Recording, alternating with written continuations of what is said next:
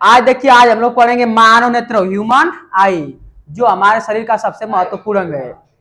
आज हम लोग पढ़ेंगे मानव नेत्र, ह्यूमन आई, जो हमारे शरीर का सबसे महत्वपूर्ण अंग है। आप लोग मानव नेत्र विचार कीजिए। जो मानव नेत्र आप लोग देखते हैं कि इस प्रकार सुंदर सुंदर सा चेहरा बनाते हैं आप लोग मानव नेत्र का, इस प्रकार बनाते हैं। तो बताइए, इस प्रकार जो मानव नेत्र आप लोग बनाते हैं, का हम लोग का नेत्र इसी प्रकार रहता है? नहीं, मानव नेत्र इस प्रकार नहीं रहता है। जो हम लोग का नेत्र होता है वह लगभग गोली आकृति का होता है। लगभग, पूरा गोल नहीं होता है, लगभग गोली आकृति का होता है। लगभग गोली आकृति का होता है। तो देखिए, हमारा जो नेत्र होता है इस प्रकार नहीं होता है, वह लगभग गोली आकृति का होता है। लगभग गोली आकृति का होता है। तो जो मानव नेत्र होता है वह लगभग गोली आकृति का होता है, जो कैमरे की भांति व्यवहार करता है। मानव नेत्र, देखिए परिभाषा लिख रहे हैं। जो मानव नेत्र होता है मनुष्य का, वह लगभग गोली आकृति का होता है, जो कैमरे की भांति व्यवहार करता है। तो मानव नेत्र, मानव नेत्र देखिए परिभाषा लिख रहे हैं। मानव नेत्र, मानव नेत्र,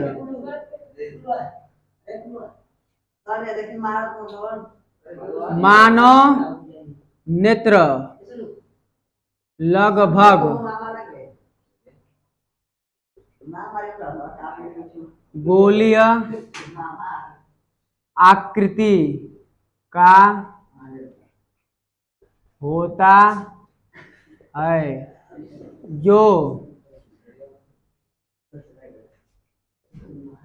कैमरे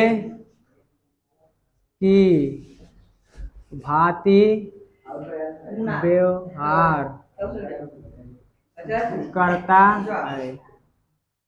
जहां से जो मानव नेत्र होता है वह लगभग गोली आकृति का होता है, मतलब पूरा गोल नहीं होता है, वह लगभग गोली आकृति का होता है, जो कैमरे की भांति व्यवहार करता है। जिस प्रकार हम कैमरे से रिकॉर्ड करते हैं वीडियो, उसी प्रकार मानव नेत्र भी किसी फोटो को देखता है या अपने मतलब किसी वस्तु को दिखेगा तो उसमें क्या बनता है, हम लोग के फोटो बनता है। किसी वस्तु का फोटो हमारे नेत्र में बनता है।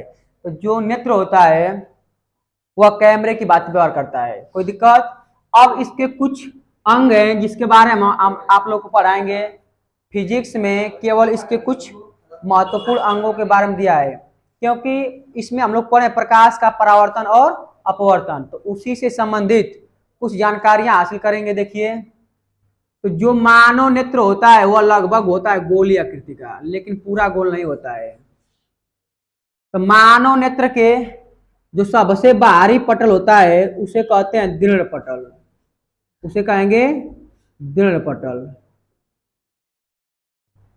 दृढ़ पटल जो होता है इसका रंग होता है श्वेत।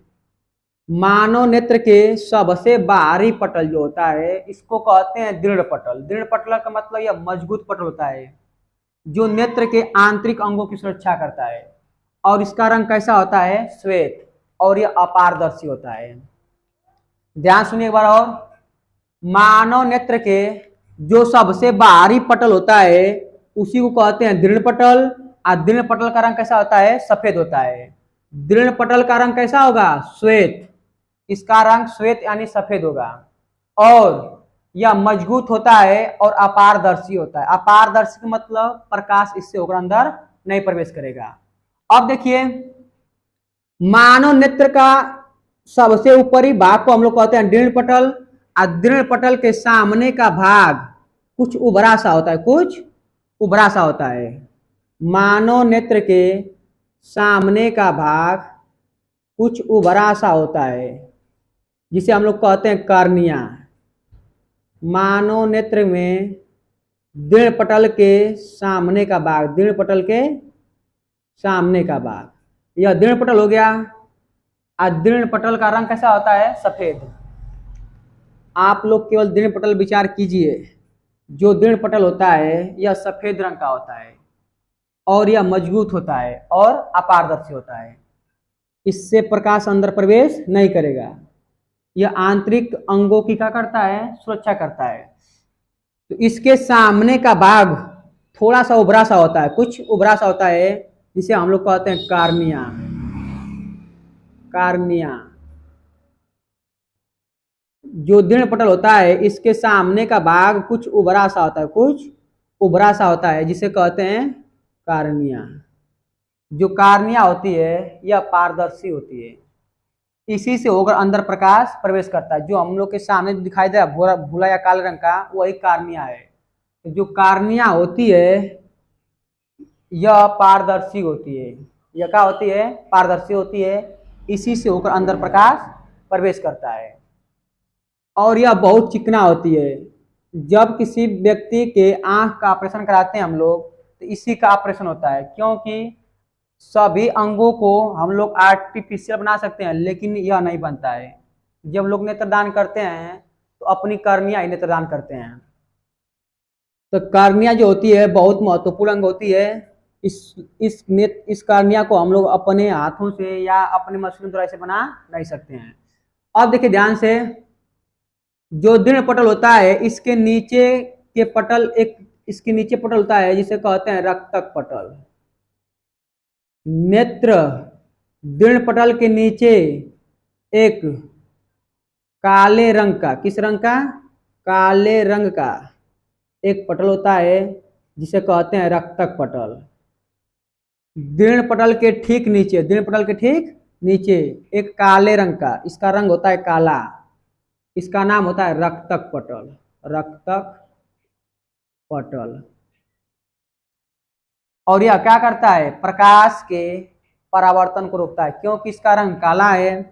तो काला है तो प्रकाश के परावर्तन क्या करता है, रोक लेता है, क्योंकि किसी भी काले वस्तु पर जब प्रकाश पड़ता है तो वापस नहीं आता है। तो अगर मान लीजिए काला नहीं होता, अगर इसमें कोई प्रकाश सोखने वाला नहीं होता, तो हम लोग शक्तिमान होते। जैसे आंख में जितना प्रकाश अंदर जाता उतना ही प्रकाश बाहर आता है। जैसे आप लोग किसी कांच पर लाइट जलाकर देखते होंगे, दर्पण और पर जितना प्रकाश बाढ़ते उतना प्रकाश वापस आता है। तो अगर यह नहीं होता रक्तक पटल, जितना इसके मानव नेत्र के अंदर जितना प्रकाश प्रवेश करता है उतना बाहर निकलता है। तो इसका रंग क्या होता है, काला होता है, और इसका रंग श्वेत होता है। अब देखिए, तो कार्निया के ठीक पीछे, कार्निया के ठीक पीछे अपारदर्शी, अपारदर्शी उत्तकों से बनी एक झिल्ली होती है। अपारदर्शी उत्तकों से बनी एक झिल्ली होती है। कार्निया के ठीक पीछे अपारदर्शी उत्तकों से बनी एक झिल्ली होती है। इसका नाम होता है आइरिस। इसका क्या नाम है, आइरिस। आइरिस। कार्निया के ठीक पीछे अपारदर्शी या अपारदर्शी होती है, इससे प्रकाश प्रवेश अंदर नहीं करता है। तो कार्निया है, कार्निया के पीछे अपारदर्शी झिल्ली होती है जिसे कहते हैं आइरिस। और यह रंगीन होती है। रंगीन होती है, क्या होती है, रंगहीन नहीं, रंगीन होती है। किसी के देखेंगे तो आइरिस भूरा रहेगा, किसी की आंख भूरी दिखाई देती है, किसी की काली दिखाई देती है, और किसी की नीली दिखाई देती है। तो यही आइरिस जो है, किसी की काली होती है, किसी की नीली होती है, किसी की भूरी होती है। जिसकी आइरिस काली होगी उसका नेत्र काला दिखाई देता है, जिसकी आइरिस नीला होगी उसका नेत्र नीला दिखाई देता है, और जिसकी आइरिस भूरी होगी उसकी आंख क्या दिखाई देगी, भूरी। तो जो आइरिस होती है यह रंगीन होती है। रंगीन का मतलब किसी की काली होती है, किसी की भूरी, उसी के हिसाब से हम लोग को नेत्र दिखाई देता है।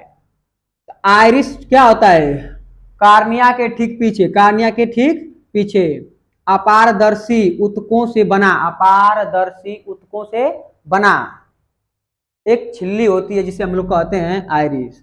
और आइरिस के मध्य में देखिए एक छोटा सा छिद्र है, एक छोटा सा छिद्र है, इसे कहते हैं नेत्र बिंदु, नेत्र तारा। क्या कहते हैं इसे, नेत्र तारा कहते हैं। इस छिद्र को हम नेत्र तारा कहते हैं, और इसी से होकर प्रकाश अंदर प्रवेश करता है।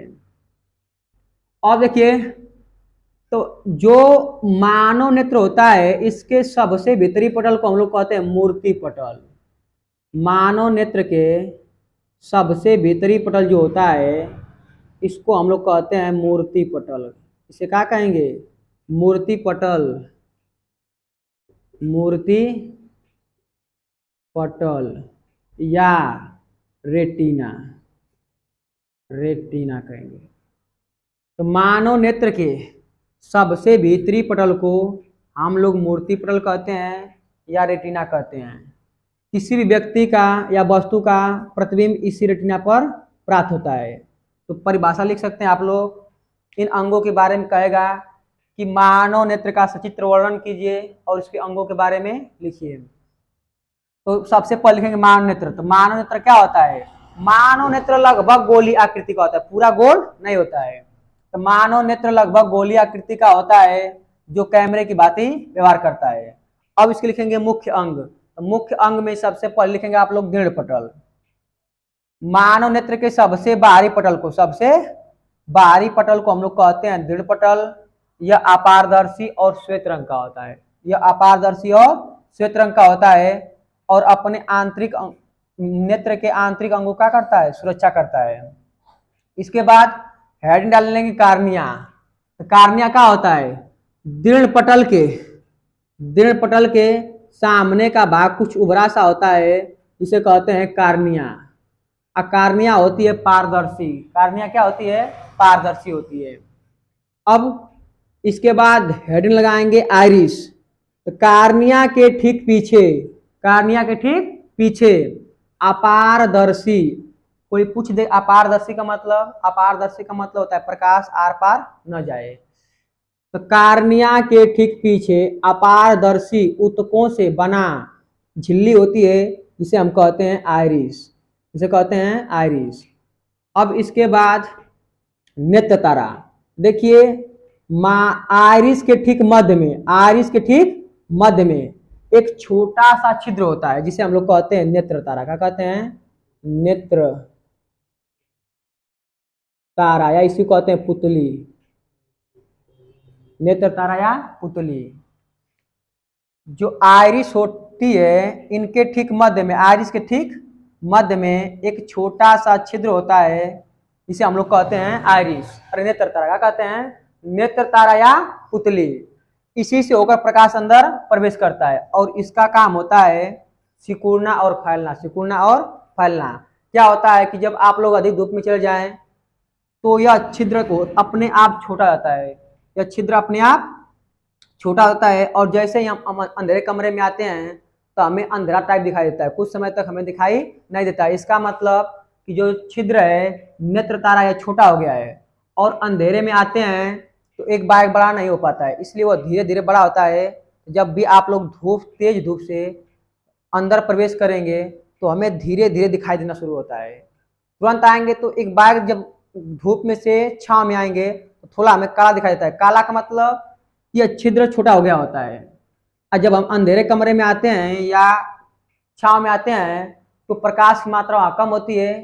जब प्रकाश की मात्रा कम होगी तो आइरिस धीरे धीरे बढ़ने लगता है, धीरे धीरे सिकुड़ने लगता है। और जब यह आइरिस सिकुड़ता है तो छिद्र का होता है अपने आप बड़ा होता है। तो देखिए जो नेत्र तारा होता है इसका काम सिकुड़ना और छोटा होना और बड़ा होता है। अधिक प्रकाश में यह छोटा हो जाता है जबकि कम प्रकाश में अपने आप बड़ा हो जाता है। अब इसके बाद बताए थे मूर्ति पटल। तो मानव नेत्र के सबसे भीतरी पटल को, मानव नेत्र के सबसे भीतरी पटल को हम लोग कहते हैं मूर्ति पटल या रेटिना। किसी भी व्यक्ति या वस्तु का प्रतिबिंब इसी पटल पर प्राप्त होता है। अब देखिए यह आइरिस है। आइरिस के ठीक पीछे, आइरिस के ठीक पीछे, आइरिस के ठीक पीछे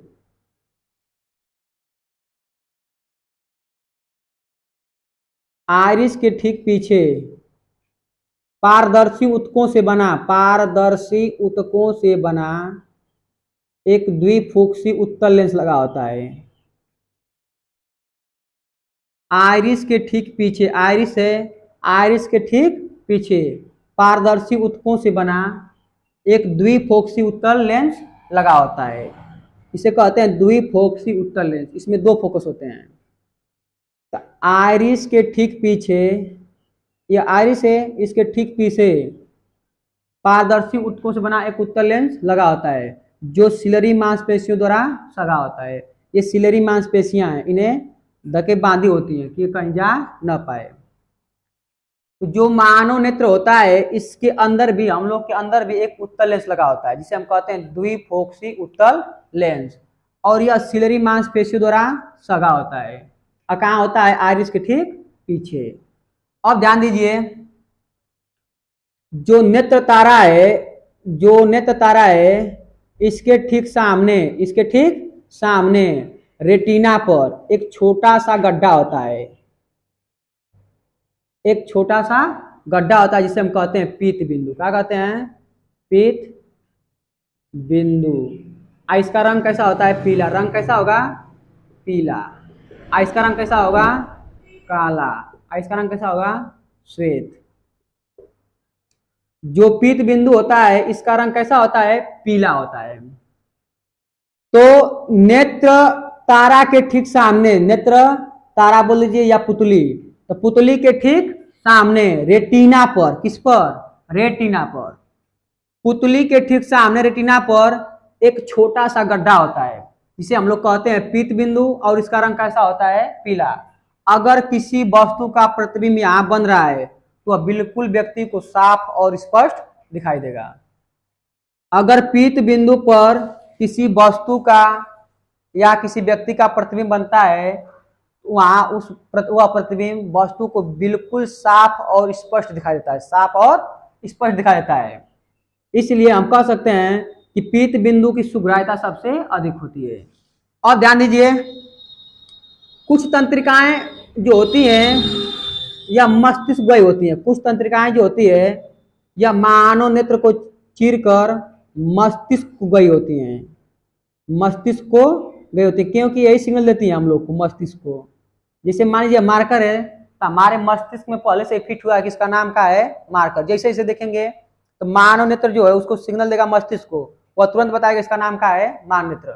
तो कुछ तंत्रिकाएं जो होती हैं मानव नेत्र को चीरते हुए कहाँ गई होती हैं?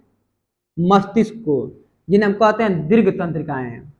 जिसे हम कहते हैं दीर्घ तंत्रिकाएं। दीर्घ तंत्रिकाएं कुछ, और यहाँ जो प्रतिबिंब बनता है इस व्यक्ति को साफ और स्पष्ट नहीं दिखाई देता है। अब ध्यान सुनिए, इसके अंदर भरा होता है कचाप द्रव। क्या भरा होता है? कचाप द्रव।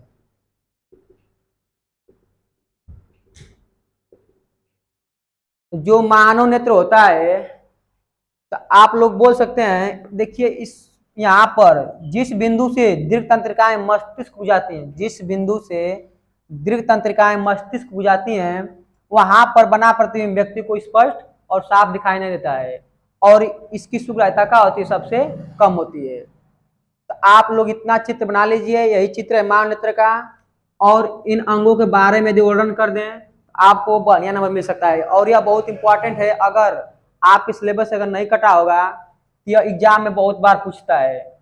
या तो इसको कहेगा कि मानव नेत्र का सचित्र वर्णन कीजिए। सचित्र वर्णन का मतलब किस चित्र बनाकर इन अंगों के बारे में बताना होगा।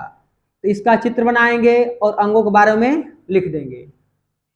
तो यह बहुत इंपॉर्टेंट है। यदि आप लोग को वीडियो अच्छा लगे तो लाइक करना और चैनल को सब्सक्राइब करना। जय हिंद, जय भारत, धन्यवाद।